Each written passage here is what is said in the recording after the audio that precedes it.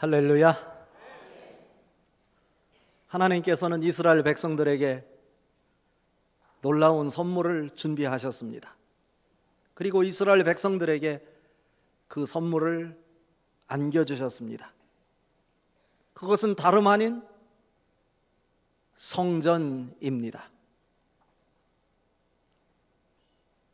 애굽에서 430년 동안 종살이하는 그들을 보시고 그들이 둥지를 틀고 사는 그곳이 하나님의 영광이 아니라고 판단되어서 하나님은 성전을 준비하시며 이스라엘 백성들로 하여금 성전을 향하여 손을 들고 살아가도록 하셨습니다.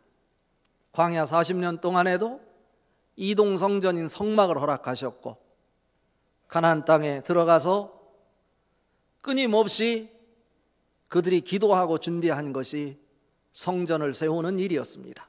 오늘 설교 제목이 두 손 들고 성전을 향하여입니다. 어떤 상황 속에서 두 손을 들고 성전을 향하는 것일까?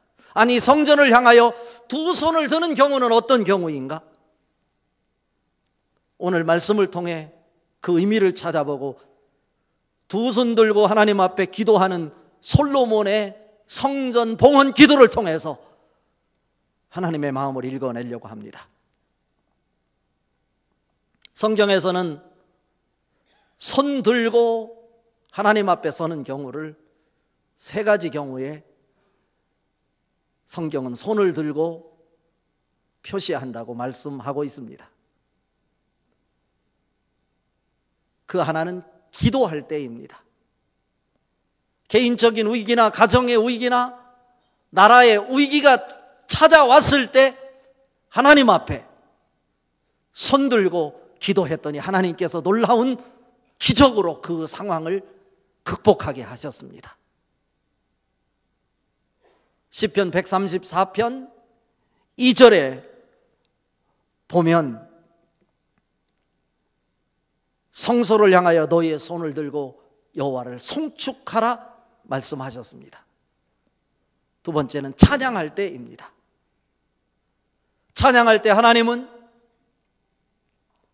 모든 악기를 동원하되 손을 들고 손뼉을 치며 하나님을 찬양하라고 말씀하고 계십니다. 시편 103편 1절에 보면 내 영혼아 여호와를 송축하라.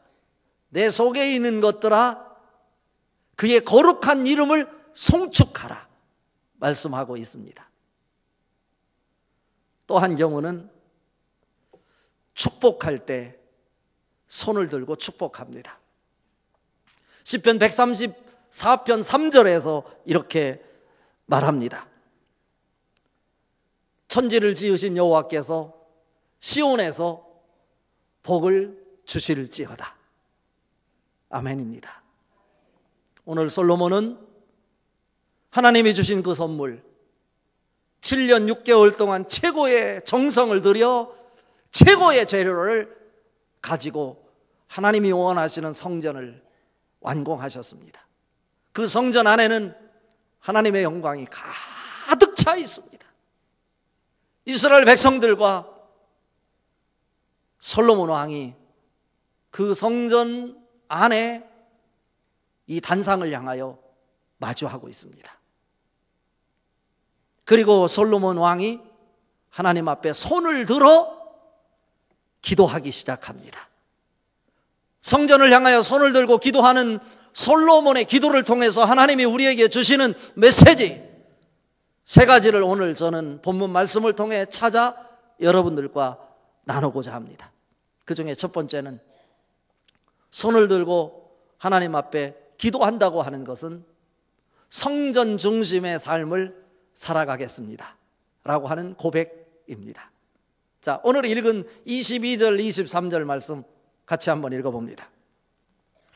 솔로몬이 여호와의 제단 앞에서 이스라엘의 온 회중과 마주서서 하늘을 향하여 손을 펴고 이르되 이스라엘의 하나님 여호와여 위로 하늘과 아래로 땅에 주와 같은 신이 없나이다. 주께서는 온 마음으로 주의 앞에서 행하는 종들에게 언약을 지키시고 은혜를 베푸시나이다. 아멘입니다. 성전을 향하여 손을 들고 솔로몬이 봉헌 기도를 시작하는 내용이 바로 이것입니다. 내가 어디를 바라보아도 산 꼭대기도 바닷속도 지구촌 구석구석 어디에도 살아계신 신은 하나님뿐입니다. 왜 그러냐면 그분은 이스라엘 백성들과 언약을 맺으시고 은혜를 베푸시는 하나님이십니다. 오늘 23절의 고백입니다. 언약이라는 말이 뭡니까? 연약한 우리 인간들, 죽을 수밖에 없는 한계 상황에서 오늘 또 신음하고 있는 우리들인데 하나님께서는 우리의 연약함을 누구보다도 잘 아시고 우리에게 직접 찾아오셔서 우리와 언약을 맺으셨다라고 하는 말씀입니다. 언약을 맺으셨기에 우리는 연약한 존재이지만 우리가 독립적으로 하나님 없이 살아가는 존재가 아니라 이제부터는 하나님과 연관을 맺고 살아가는 하나님의 백성의 모습인데, 그것은 하나님이 조건 없이 우리에게 전적으로 주신 하나님의 은총이고 은혜라고 하는 고백입니다. 여기서 우리와 언약을 맺은 언약으로서의 은혜, 은혜는 내가 대가를 지불하지 않았는데 조건 없이 우리에게 부어주는 선물을 은혜라고 합니다. 이 표현을 히브리어로 헤세드라고 말합니다. 헤세드는 하나님의 은혜, 은총, 진리라고 하는 이런 의미를 담고 있습니다. 하나님이 조건 없이 우리에게 찾아오셔서 십자가에 못 박혀 죽으심으로 우리를 향한 당신의 사랑을 확증하셨습니다. 로마서 5장 8절에 우리가 아직 죄인 되었을 때 그리스도께서 우리를 위하여 죽으심으로 하나님께서 우리에게 대한 자기의 사랑을 확증하셨느니라 말씀하고 있습니다. 우리는 이 은혜를 입은 사람입니다. 그 은혜는 하나님이 조건 없이 찾아오셔서 너는 내 백성이다, 너는 택함을 받은 택정을 입은 증인이다 라고 말씀해 주심으로 인해서 비로소 우리가 하나님 안에서 의미를 갖게 되는 하나님의 사람임을 고백하게 하시는 말씀인 것입니다. 하나님의 은혜입니다. 이 고백을 하고 있는 솔로몬, 우리에게 보여주고자 하는 메시지는 뭐냐면 우리는 성전을 향하여 성전 중심으로 살아가야 될 이유가 있다고 하는 것을, 하나님이 우리에게 조건 없이 찾아와서 언약을 맺어준 하나님의 은혜이기 때문에 그런 것입니다. 여러분, 하나님의 은혜가 이 시간 여러분 인생 속에 크게 보여질 수 있기를 바랍니다. 누가복음 2장에 보면 예수님이 12살 되었을 때 유월절을 지키기 위해 그의 부모와 친척들과 함께 예루살렘 성전에 가서 유월절을 지키고 집으로 돌아오는 상황이었습니다. 하룻길쯤 왔을 때 예수님이 자기들과 같이 오는 줄 알았더니 예수님이 보이질 않았어요. 그때 예수님의 어머니였던 마리아가 깜짝 놀라고 예수님이 어디 계신 것이지? 하고 찾아 나서기 시작했습니다. 우리가 아무리 예배를 드려도, 아무리 신앙생활을 하더라도 그 중심에 누가 없으면, 예수님이 없으면 아무 의미가 없는 것입니다. 이곳에 가봐도 예수님이 없었습니다. 예루살렘으로 되돌아갔습니다. 찾을 만한 곳 다 찾아봤지만 예수님이 보이질 않았어요. 마지막으로 3일째 되는 날 절기를 지키기 위해 예루살렘 성전에 있었던 그곳으로 가보았더니 예수님께서 성전 안에서 서기관들과 성경 말씀을 나누고 주고받으면서 토론을 하고 있었습니다. 예수님이 이런 경우잖아요. 예수님의 부모가 화가 났어요.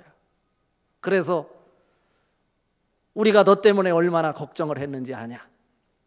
다구치자 예수님께서 그의 시선을 자기에게 호통하는 자기의 어머니 눈을 똑바로 쳐다보고 하는 말이, 내가 내 아버지 집에 있어야 될 줄을 모르셨나이까?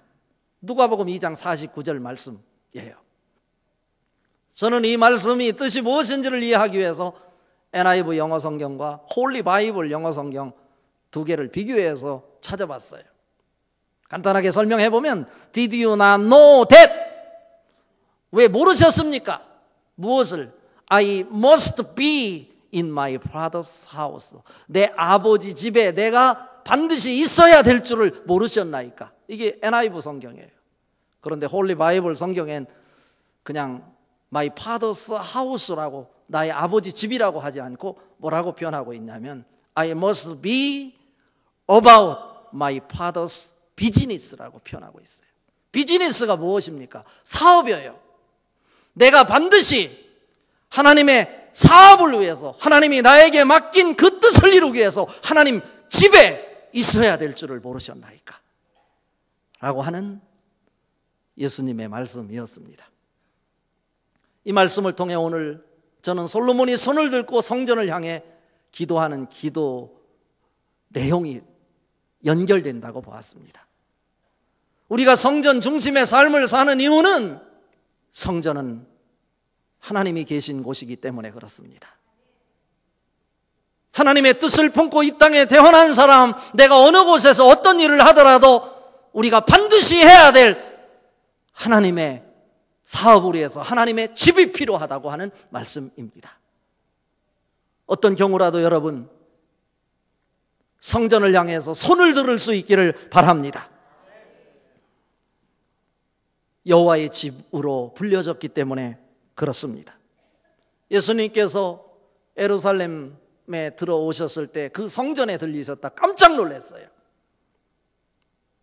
이방인의 뜰에서 비둘기를 팔고요 동전을 바꾸어 주는데 착취가 너무나 심했어요. 그 상을 뒤엎으면서 예수님이 하신 말씀이 이 성전을 강도의 도굴로 만들려고 하느냐? 이 집은 만민이 기도하는 집이다 라고 말씀하셨어요. 여러분 성전을 향하여 손을 들고 기도할 수 있기를 바랍니다. 기도하는 집이기에 우리는 성전 중심의 삶을 살아야 합니다. 오늘 솔로몬이 성전 봉헌식에서 손을 들고 하나님을 향하여 손을 들고 기도하는 이 기도의 내용 속에 우리는 어느 곳에 있든지 하나님의 조건 없는 사랑으로 은혜를 입은 사람으로 언약 백성이다 라고 하는 고백입니다. 언약 백성의 의미를 어디서 찾겠습니까? 하나님이 당신의 이름을 두시겠다고 말씀하셨던 성전에서 찾을 수 있습니다. 세상에 여러분을 유혹하는 수많은 가치가 있어요. 그런 가치가 있음에도 불구하고 여러분은 세상의 가치에 붙잡혀 사는 사람이 아니라 물고기가 물을 떠나면 죽을 수밖에 없는 것처럼 하나님의 언약 백성인 여러분과 저는 성전 중심의 삶을 살아가야 합니다. 이것을 오늘 솔로몬은 우리에게 가르쳐 줍니다. 조건 없이 우리에게 찾아오셔서 언약을 맺어주시고 언약 백성으로 축복의 자리에 서게 하신 하나님, 우리는 헷세대로 하나님을 사랑할 수 없지만 마음을 다하고 뜻을 다하고 힘을 다하여 성전 중심의 삶을 살아가므로 성전을 향하여 손을 들고 기도하고 성전을 향하여 손을 들고 찬양하고 성전을 향하여 손을 들고 축복할 수 있는 자리에 서게 될 때 우리는 세상에 빠지지 않고 하나님의 뜻을 품고 성전 중심의 삶을 살아갈 수 있습니다. 형식적인 예배가 아니라 여러분 마음을 담아내어 성전을 향하여 문을 열고 어느 곳에 있든지 성전을 바라보고 살 수 있는 하나님의 언약 백성들 될 수 있기를 주님의 이름으로 축복합니다. 두 번째로 솔로몬이 성전 봉헌식에 손을 들고 기도했던 것, 그가 손을 들고 기도했다고 그랬어요. 솔로몬. 이 말씀의 두 번째 의미는 내 뜻은 포기하고 하나님의 뜻을 품고 살아가겠습니다 라고 하는 고백입니다. 자, 오늘 읽은 말씀 27절 28절 같이 읽어봅니다.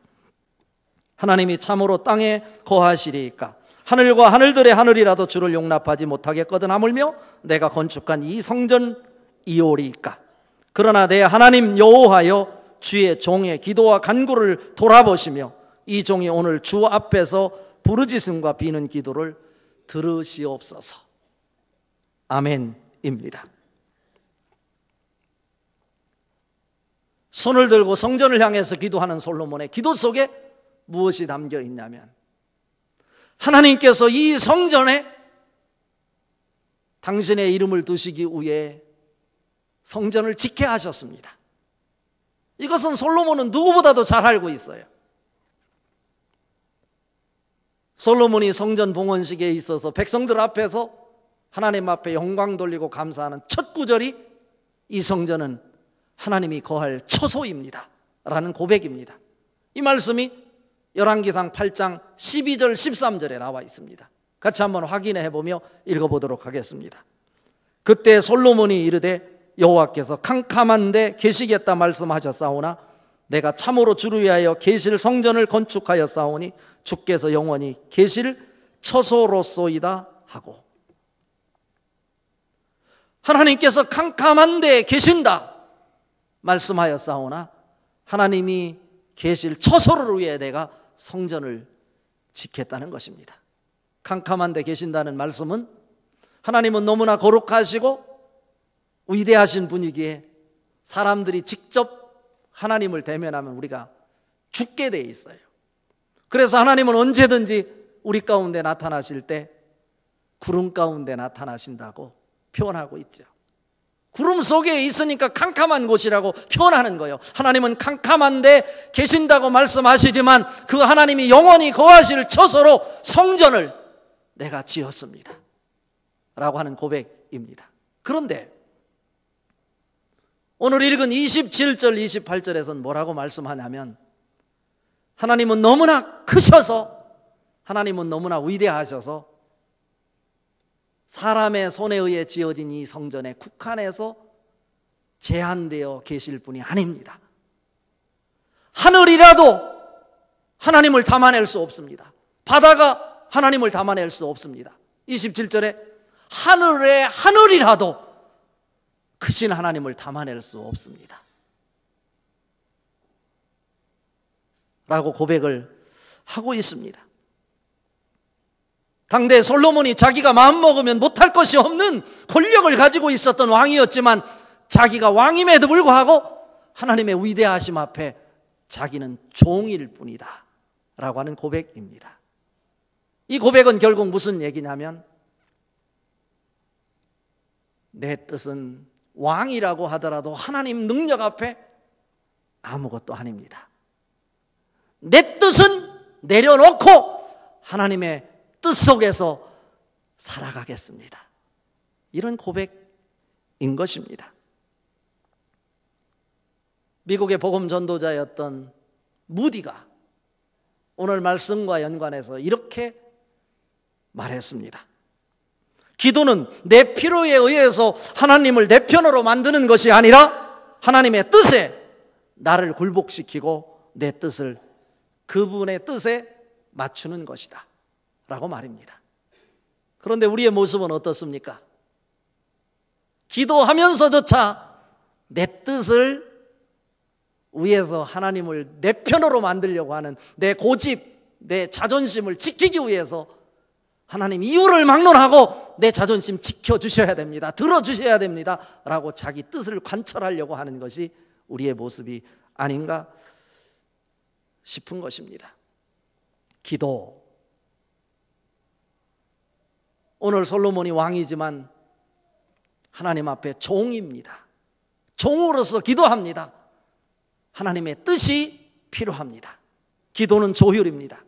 피아노가 음정을 맞추지 못할 때 조율사를 통해서, 조율을 통해서 음정을 제자리로 맞추는 것처럼 내가 기도 시작할 때는 내 뜻을 이루기 위해 내가 원하는 것을 위해서 기도를 시작하지만 나도 모르는 사이에 기도하는 과정 속에 하나님의 뜻을 보고 하나님의 은혜를 발견하고 내 뜻을 하나님 앞에 맡기고 하나님 뜻을 붙잡고 그 뜻을 이루기 위해 살아가는 것입니다.